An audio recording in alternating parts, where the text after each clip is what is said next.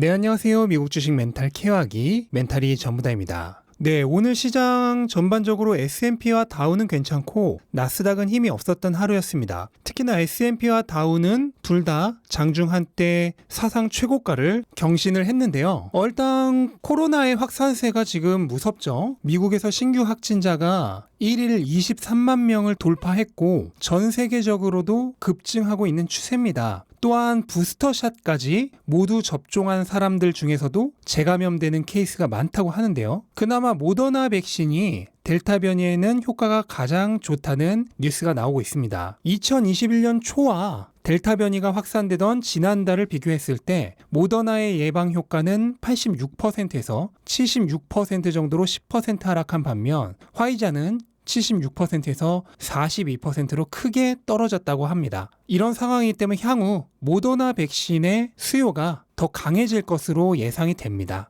또한 오늘 2명의 페드 위원이 현재 경제 회복 상황에 대한 발언을 했는데 이게 또 나스닥에 특히 안 좋게 작용을 했습니다. 우선 라파엘 보스틱 애틀랜타 연방준비은행 총재는 미국의 일자리 증가가 향후 수개월 동안 이번 6월과 7월만큼 강력하게 증가를 한다면 경제는 페드가 설정했던 목표인 실질적인 진전을 이룬 것으로 간주될 것이다 라는 얘기를 했고, 또 토마스 바킨 리치몬드 연방준비은행 총재도 현재 인플레이션이 중앙은행이 정한 평균 인플레이션 2%를 훨씬 웃돌고 있다는 발언을 했는데요. 이번 주 소비자와 생산자 물가지수 발표를 앞두고 있는 상황에서 테이퍼링의 시기가 점점 다가오고 있는 것이 아니냐 하는 인상을 주었습니다. 덕분에 채권 수익률은 어제에 이어 오늘도 3베이시스 포인트 정도 상승해서 1.3% 중반대까지 올라섰고요. 이런 분위기가 오늘 나스닥 하락의 주요 이유가 됐죠. 네, 그리고 어제도 말씀드렸던 1조 달러 규모의 인프라 예산안이 오늘 드디어 통과가 됐는데요.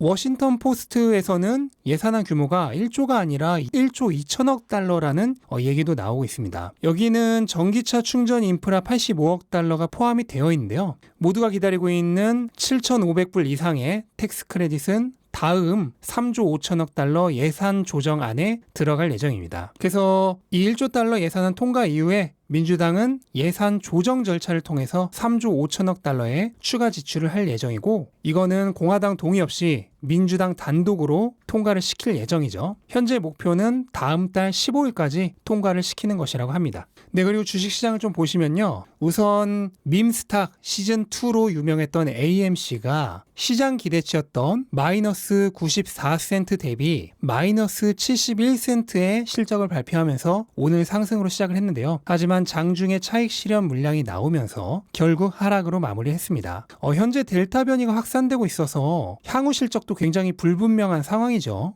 애시당초 이 AMC와 같은 주식은 어떤 실적을 기록하던 현재 주가를 설명하기 어렵죠. 그래서 저는 밈스탁은 밈스탁으로 끝내야 하지 않을까 하고 생각을 합니다. 네, 그리고 로쿠가 최근 실적 발표 이후에 뚜렷한 하락세입니다.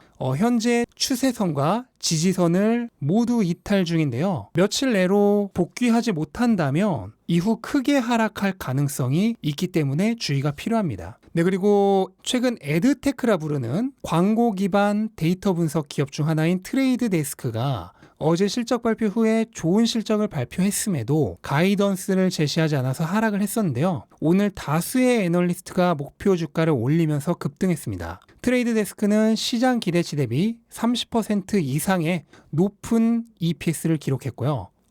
제가 최근 구글이나 페이스북이나 트위터, 스냅 등을 얘기하면서 경기 회복으로 인해 기업들의 광고 지출이 늘어나면서 광고 매출이 향후 꾸준히 증가할 것이란 얘기를 여러 차례 말씀을 드렸잖아요. 트레이드 데스크의 실적도 기업들의 광고 집행에 달려있는 만큼 저는 향후 긍정적일 가능성이 크다고 생각을 합니다. 네, 그리고 AMD, 암드가 정말 달까지 날아갈 듯이 상승을 하다 최근 강한 조정세를 받고 있는데요. 오늘은 저가 매수세가 들어오면서 주가를 끌어올리긴 했지만 아직 조정이 끝났다고는 얘기하기 어렵습니다. 그동안 암드를 노려보고 계시다가 조정이 오기를 기다리셨던 분들이 꽤 많을 것 같아서 오늘 저녁 영상에서 한번 다룰 예정이기 때문에 암드에 대한 자세한 얘기가 듣고 싶으신 분들은 오늘 저녁 영상 기다려주시면 좋겠고, 어쨌든 최근 반도체 섹터 멱살 캐리하던 암드가 힘이 빠지고 나자 엔비디아도 같이 힘을 잃으면서 다시 하락 중이죠.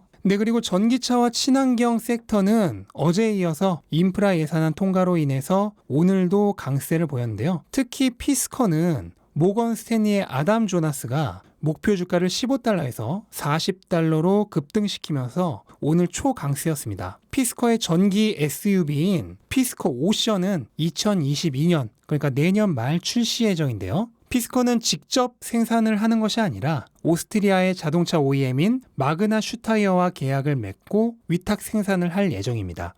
가끔 이런 신생 전기차 업체의 전망을 물어보시는 분들이 있는데 너무 당연한 얘기겠지만 아직 매출도 발생하지 않은 회사의 전망은 사실 알 길이 없습니다.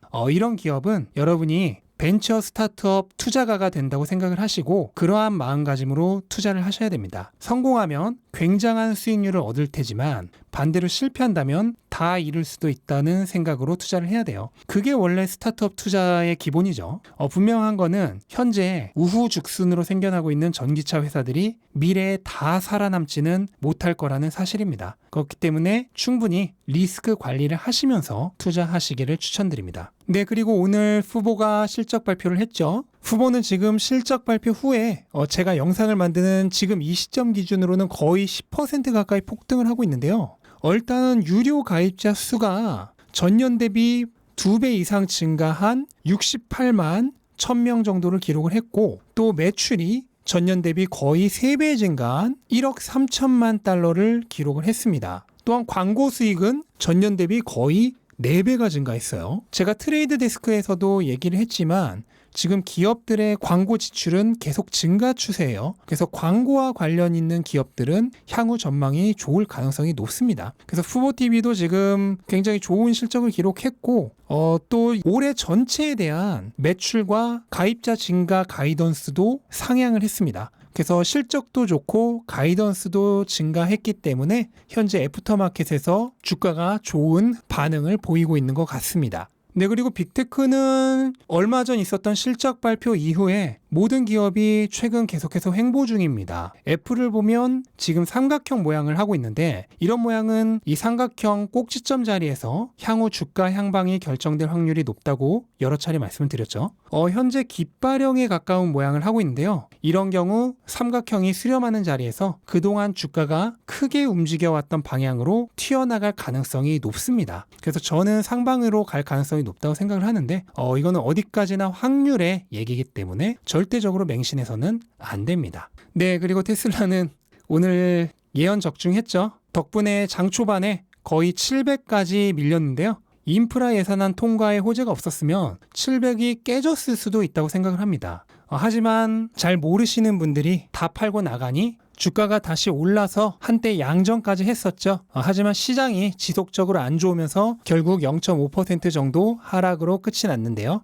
물론 아직도 중력권을 완전히 벗어나지는 못했습니다. 그래서 확실하게 700대 자리를 잡았다고 안심할 수는 없는 상황이에요. 일단 그 예언이란 건 바로 이거죠. 테슬라 7월 판매량 무려 69% 급락이라는 이 자극적인 제목의 기사. 이게 제가 얼마 전에 예언했던 제목의 기사와 거의 차이가 없죠. 69%면 3분의 1 토막보다 더 간 거네요. 근데 어쨌든 실제 상황을 한번 살펴보자면 테슬라는 중국에서 7월에 내수용으로 8,621대의 차량을 판매했고 수출용으로는 24,347대를 판매해서 총 32,968대, 대략 33,000대 정도를 판매를 했습니다. 이거는 지난 6월보다 전체 수량은 약간 적지만 보통 각 분기의 첫 달보다 그 분기의 마지막 달이 인도량이 더 많기 때문에 6월과 비교해서 줄어들었다고 얘기하기는 어려워요. 자, 이제 살펴봐야죠. 이 기사에서 말하는 69% 급락은 무엇을 얘기하냐? 예언했던 그대로입니다. 중국은 각 분기의 마지막 달에 수출 물량은 최대한 자제하고 내수 물량에 주력하죠. 그리고 각 분기의 첫 달은 수출 물량에 주력을 합니다. 그래서 6월과 7월을 비교하면 6월은 내수에 집중하는 달이기 때문에 중국 내 인도량이 많고 7월은 수출에 집중하는 달이기 때문에 중국 내 인도량이 적습니다. 그런데 이 두 개를 비교하면서 중국 내 판매량 급락했다라는 기사를 낼 거고 그 기사에 속아서 파는 사람들이 나올 거라 얘기를 했습니다. 근데 오늘 정확히 그런 기사가 나왔고 장 초반에 인프라 예산안 통과 호재에도 불구하고 $700까지 빠졌다는 건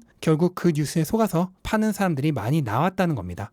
하지만 이거는 나쁜 게 아니죠. 게임을 하는데 규칙조차 제대로 모르는 사람이 있으면 당연히 그 사람은 호구가 될 겁니다. 그리고 호구가 있기 때문에 내가 돈을 벌 수 있는 거죠. 네, 그리고 사람들이 늘 속는 것 중에 하나가 더 있죠. 바로 아크 인베스트먼트의 거래 동향인데요. 최근 ARKK가 테슬라 물량을 줄이면서 아크가 테슬라를 버렸다 이러면서 호들갑 떠는 사람들이 또 있는데요. 아마 제 채널을 오래 구독하신 분들 중에는 단 한 분도 없을 거라고 생각을 하는데 이거를 아직도 모르는 사람이 있다는 게 저는 정말 신기합니다. 아크는 테슬라의 수량을 펀드 내 비중 10%가 되도록 유지하고 있죠. 그래서 가격이 오르면은 주식을 팔아서 10%의 비중을 맞춥니다. 이거는 그냥 기계적인 거래예요.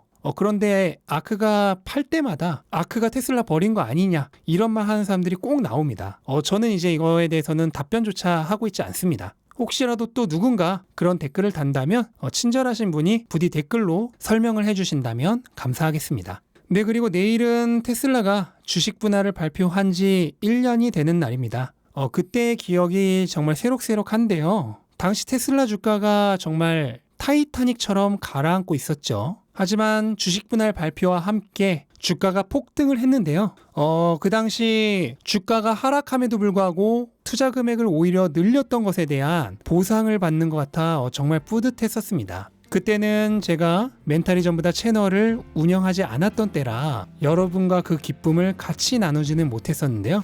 제 생각으로는 올해는 주식 분할을 하지 않을 가능성이 크지 않나 생각을 하는데 하지만 주가가 언젠가 $1,000를 다시 넘고 또 실적이 계속해서 상승을 한다면 분명 머지않은 시기에 또다시 주식 분할을 하는 때가 올 것이라 생각을 합니다. 그리고 그때가 되면 주가는 또다시 크게 상승을 하겠죠. 그래서 지난 주식 분할 때는 여러분과 기쁨을 함께 나누지 못했지만 다음 주식 분할 때는 여러분과 기쁨을 같이 나누고 싶다는 생각을 해봤습니다. 네, 이렇게 오늘 영상은 마무리하겠습니다. 오늘 하루 각자의 자리에서 열심히 매진하시길 바라고 또 다음 영상에서 찾아뵙도록 하겠습니다. 영상 도움되셨다면 구독과 좋아요 부탁드리고요. 즐거운 하루 되시기 바랍니다. 감사합니다.